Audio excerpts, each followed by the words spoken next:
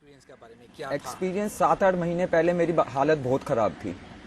पूरे मेरे शरीर में दर्द रहता था, किसी काम में मन नहीं लगता था और बिल्कुल मुझे तो पहले पता ही नहीं था कि I am suffering from this HIV infection. तो बाई चांस मैं किसी डॉक्टर के पास गया तो उन्होंने मुझे कहा कि you should go for the HIV infection. मेरे पूरे मुंह में छाले थे, भूख नहीं लगती थी बिल्कुल भी, वजन बहुत डिक्रीज हो गया था। उसके बाद मुझे लगता नहीं था कि मैंने कई जगह पढ़ा कि HIV का कोई इलाज नहीं, कोई इलाज नहीं। तो by chance doctor Dhaniram sir हैं, इनका मैंने एक बार नेट पे पढ़ा तो फिर मैंने कहा कि चलो रिस्क लेने में क्या जाता है कि भाई जब हो रहा है। तो डॉक्टर धनीराम से बात की, मुझे बात करके काफ़ी सेटिस्फेक्शन लगा कि हाँ, और जो तरीका इन्होंने बताया कि by the way of genetic engineering they are going to treat the HIV infection, तो मुझे लगा कि हाँ इस चीज़ में जान है।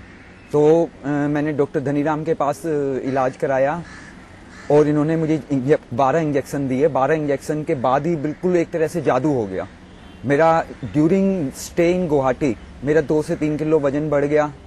उसके बाद मेरी भूख वूख सब चीज काफ़ी हद तक ठीक हो चुकी हैं। कोई भी अब ऐसा सिम्टम ना, मेरी बॉडी में दर्द रहता है, एनर्जाइज लगता है, ठीक है, सारी चीज़ें मेरी लगभग क्योर हैं।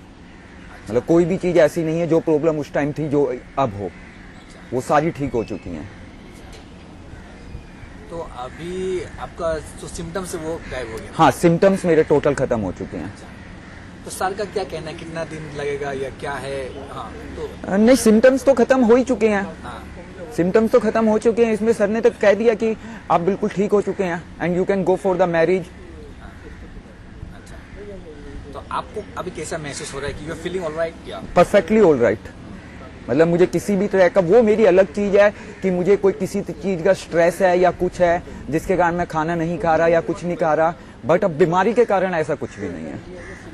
तो अब और भी नेट में देखे होंगे कि people are going for genetic things, आपने बोल रहे थे। हाँ, मैंने नेट पे भी, जैसे मैं advancement of HIV treatment in allopathic science पढ़ रहा था, तो क्योर ऑफ HIV, तो उसमें भी उन लोगों का भी एक रास्ता इसी तरफ जाता है। जिस तरीके से सर ने क्योर किया है उसमें एक रास्ता वो भी इसी तरफ प्रोग्रेस कर रहे हैं। सर ने उसे काफी पहले पकड़ के और काफी पहले उसका ट्रीटमेंट कर दिया है। अब medical recent current medical science है वो भी इसी तरफ प्रोग्रेस करती है कि by the way of defective, removing the defective genes और doing their some improvement by the way of genetic engineering. Medical science भी जेनेटिक इंजीनियरिंग की तरफ ही बढ़ रही है।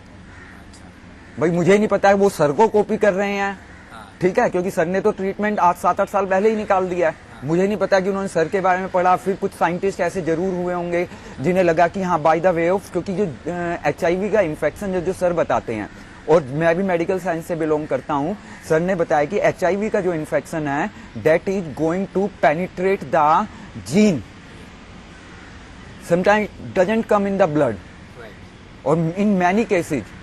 अब जैसे मेरा किसी लड़की के साथ 4 साल संबंध था, अब उसका टेस्ट कराया गया तो उसका टेस्ट हमेशा नेगेटिव आता है, बट स्टिल आई सजेस्टेड हर कि वो जीन में है, भाई उससे आगे ट्रांसफर होगा, बट वो मानती नहीं है इस चीज को। तो एज ए प्रोफेशन आप क्या करते हैं? मैं योगा इंस्ट्रक्टर हूँ। भी लोग जाते नहीं ये करें, हाँ, कुछ शर्म के कारण लोग नहीं आते। भाई उन्हें शर्म लगती है कि भाई हाँ HIV है। It's not compulsory. देखो, ये सिर्फ मैं कहूंगा कि किस्मत और बैड लक की बात है। बहुत सारे लोग ऐसे हैं, सेक्सुअल वर्कर्स हैं, they are not suffering from HIV, और बाई चांस किसी ने एक बार हुआ, ठीक है, मान लो मेरा किसी लड़की से या बाहर की लड़की से या प्रोस्टिट्यूट से किसी से एक बार रिलेशन हुआ, उसके बाद मुझे बाई चांस फर्स्ट अटेम्प्ट में ही हो गया। कितने लोग ऐसे हैं, there are load of peoples. India की जनसंख्या 130-35 करोड़ के आसपास है। पता नहीं कितने लोग ऐसे हैं जो are going regularly, on regular base they are going to go for the prostitutes के पास जा रहे हैं, बट और even they are not using any precautions.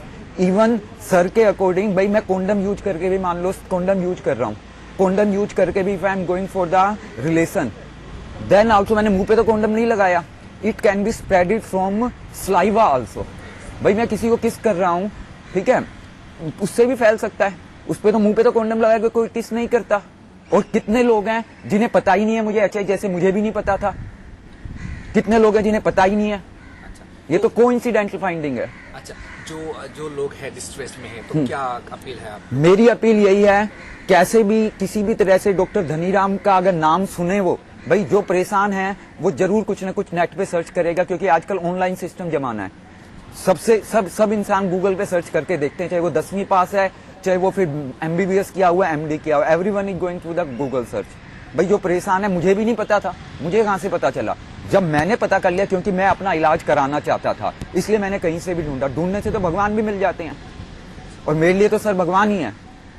मैंने तो आज छोड़ दी थी अपनी कि जिंदगी भर ART खानी पड़ेगी। मुझे 6-7 महीने की ART, मेरा ऐसा हाल हो गया था, मेरे जोड़ दर्द करते थे, ना कोई भूख लगती थी, वेट डिक्रीज होता जाता था, और ऊपर से ART का खर्चा मेरा 6,000 रुपए महीना था। 6 से 7,000 की दवाई आती थी मेरी। तो आपने भाई काम धंधा कर नहीं रहा था मैं, तो मैंने ये भी कैलकुलेशन किया ART में कितने दिन खाऊंगा। अगर मैं 7,000-8,000 की ART खा रहा हूँ, 12 × 96,000 की तो दवाई हो गई।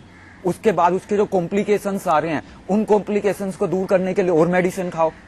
10,000 रुपए पर मंथ की तो फिर दवाई हो गई। उससे ज्यादा फिर ऐसी कॉम्प्लिकेशंस आ जाती हैं जो क्योर ही नहीं है।